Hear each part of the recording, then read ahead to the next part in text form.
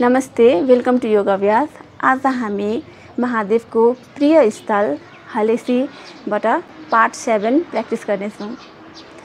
सर्वप्रथम मलासनमा आऊँ।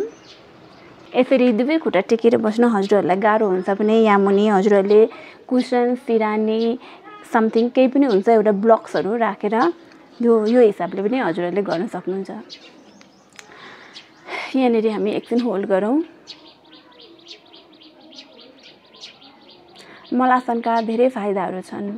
यो हाम्रो पेल्भिक फ्लोरको लागि राम्रो हुन्छ, हाम्रो कन्स्टिपेसनको लागि राम्रो हुन्छ, हाम्रो मूलाधार चक्रको लागि पनि एकदमै यसले राम्रो काम गर्छ, यसले एक्टिभेसनको कामहरू गर्छ। त्यसपछि हामी राइट हातलाई खुट्टाको तलबाट घुमाउँदै पछाडि लग्ने र लेफ्ट हातले पछाडि लगेर एकछिन होल्ड गर्ने, पछाडि एकअर्कालाई समाति दिने।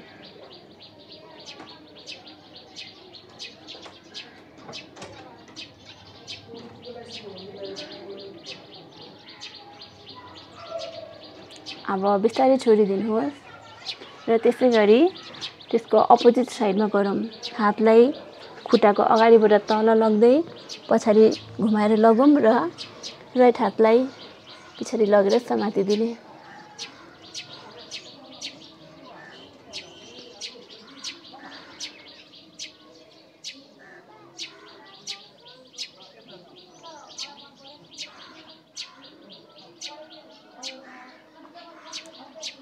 एकछिन होल्ड गरिसकेपछि अब छोडेर हामी नर्मल मलासनमा आऊँ।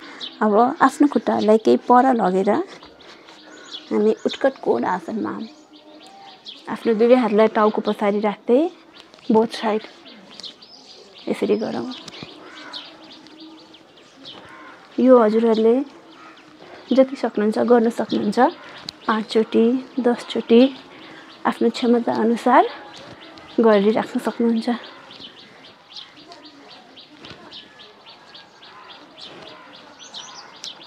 अब हातलाई छोडेर तल बसौँ। अब हामी अश्व सञ्चालनमा आउँछौँ।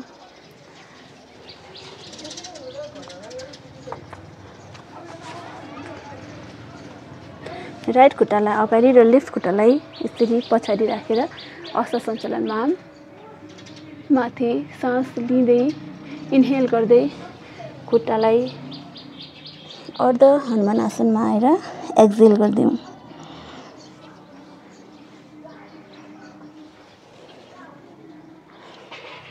यो प्र्याक्टिस हजुरहरू 10 टाइम्स 15 टाइम्स जति मन लाग्छ गर्न सक्नुहुन्छ।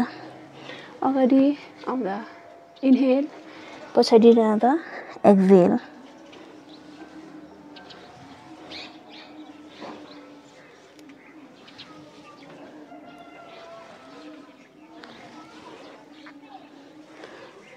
अब खुट्टा चेन्ज गरेर अर्कोपट्टि पनि गरौँ। Inhale, exhale.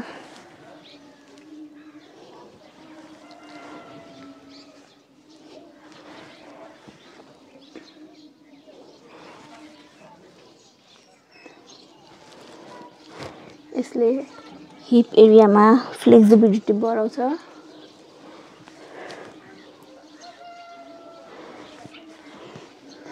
हाम्रो लोवर बडी पार्ट्सहरूको लागि यो आसन एकदमै राम्रो हो।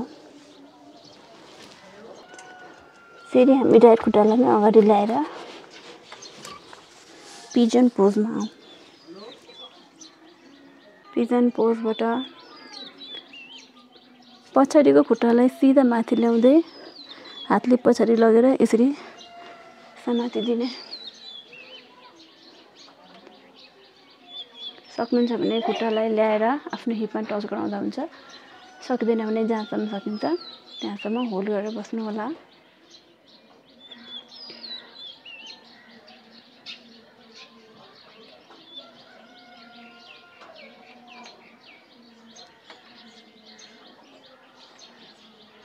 छोडिदिनुहोस्। अब फेरि अर्को साइडमा पिजन पोजमा आऊँ र बिस्तारै पछाडिको खुट्टालाई माथि ल्याएर हातले समातेर अगाडि तान्ने।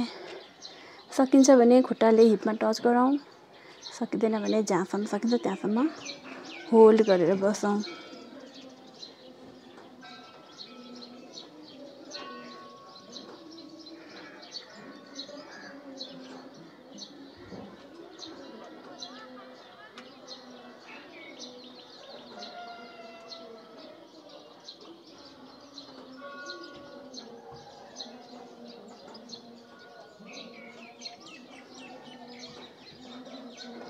अब हामी टेबल टप पोजिसनमा आउँ। यहाँबाट हामी क्याट र काउ गर्छौँ। सुरुमा राइट खुट्टालाई उठाएर माथि लग्ने, इनहेल गर्दै क्याट गर्ने ढाडलाई आर्च गरेर, एक्सहेल गर्दै ढाडलाई हन्च गरेर खुट्टालाई अगाडि ल्याउने, फेरि इनहेल गर्दै क्याटमा जाउँ, एक्सहेल गर्दै काउमा आउँ।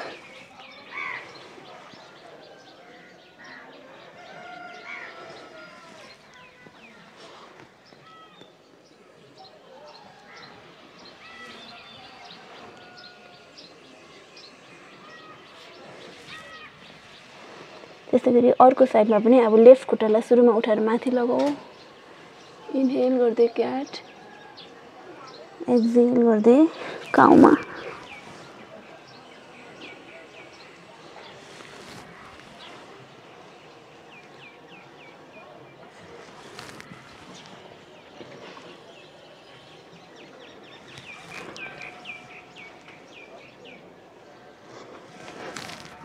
रिलिज, रिभर्स टेबल टपमा आउँ। दुवै हातको हत्केलालाई आफूतिर फर्काएर पछाडि टेक्ने, खुट्टाहरू हिपको छेउमा राखेर टेक्ने र हिपलाई उठाइदिने। उठाइदिइसकेपछि सुरुमा राइट खुट्टालाई उठाएर लेफ्ट खुट्टाको घुँडामा राखिदिने र एकछिन होल्ड गरौँ।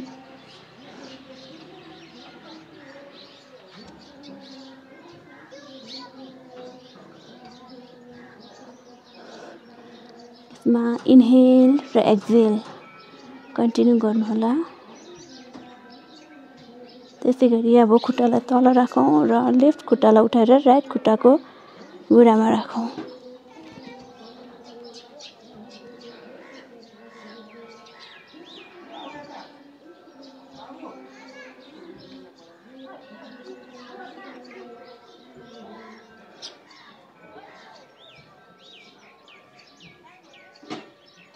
बिस्तारै खुट्टालाई छोडेर तल टेकौँ, हिपलाई तल राखौँ र नर्मल पोजिसनमा आउँ। अब हामी यसरी वज्रासनमा बसौँ। सुरुमा वज्रासनमा बसिसकेपछि हिपलाई माथि उठाउँदै घुँडा टेकेर बसौँ। अब बिस्तारै दुवै हातले दुवै खुट्टालाई समातेर उष्ट्रासनमा आउँ। उष्ट्रासनबाट हातले खुट्टा नछोडी बिस्तारै बसौँ। फेरि हात छोड्दै माथि आउँ। हातले खुट्टामा छुँदै उष्ट्रासनमा आउँ। फेरि हातले खुट्टा नछोडी बिस्तारै बसौँ। फेरि उठौँ, उष्ट्रासनमा आउँदै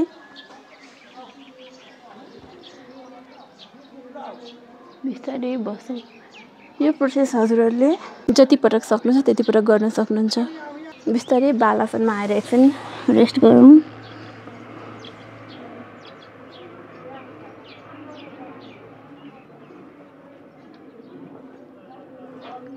अब हामी दुवै हातको पैतालाले टेक्ने, दुवै खुट्टाले टेक्ने र डाउनवर्ड डग अधोमुख स्वानासनमा आउँ। हिपलाई बिस्तारै बिस्तारै तल पुस गरेर अप्पर फेसिङ डग, अधोमुख स्वानासन। अब अधोमुख स्वानासन, अधोमुख स्वानासन।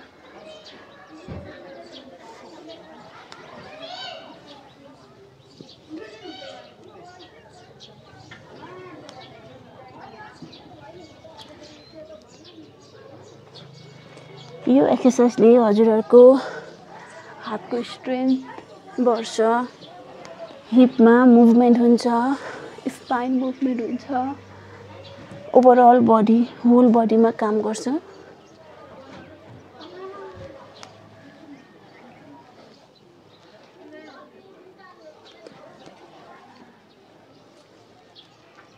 हामी केही पटक पुसअप गर्नेछौँ। दुवै हातले टेकौँ। सक्नुहुन्छ भने पुरा पुसअप गर्नुहोस् यसरी। सकिँदैन भने घुँडा टेकेर खुट्टालाई क्रस गर्ने र पहिलोचोटि गर्दा एकचोटि मात्र गर्न सक्यो भने त्यो पनि ठुलो कुरा हुन्छ। सकेसम्म हजुरहरू 5 चोटिको एम राख्नुहोस्।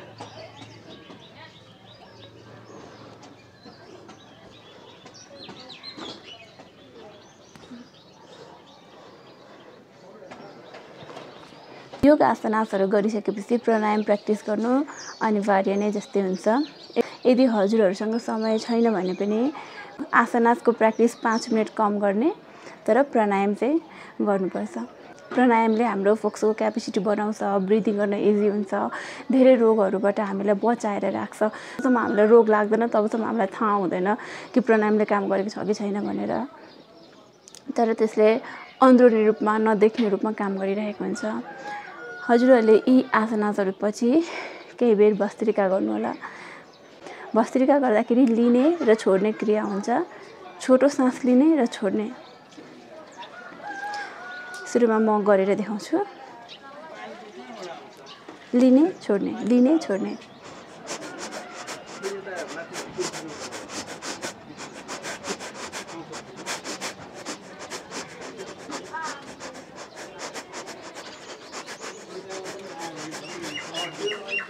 भस्त्रिकाले बडीमा हिटहरू जेनेरेट गर्ने काम गर्छ। हजुरहरूलाई बिहान उठ्ने बित्तिकै कपालभाती भस्त्रिका गर्न एकदमै राम्रो हुन्छ।